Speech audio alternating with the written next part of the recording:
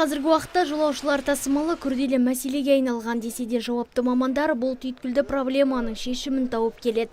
Мәселен, аудан облыс аралығында қатынайтын қоғамдық шағын автобустарға арнайы логотип белгілері бар жапсырма қағаздар іліп, оларды заңдастыруды қолға алған. Сондай-ақ қызмет көрсетуші автотұрақтардағы кез келген жүргізуші барлық тексерістен өткізілетін болған.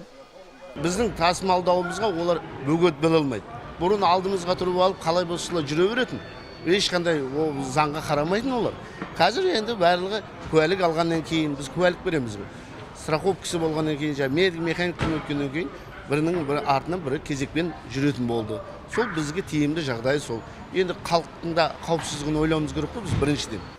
Шымкент көлік прокуратурасы мен Оңтүстік Қазақстан облысы жолаушылар көлігі және автомобиль жолдары басқармасы түсіндіру шараларын мұнымен тоқтатып қоймайды. Мақсат халықтың қауіпсіздігін ескере отырып, арнайы бақылаудан өткен мекеменің қызметіне жүгіндіру.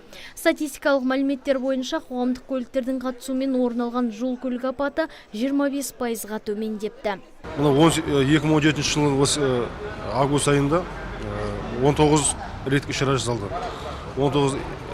19 реттік іс-шара жасалып, соның ішінде 168 әкімшілік хаттама толтырылды.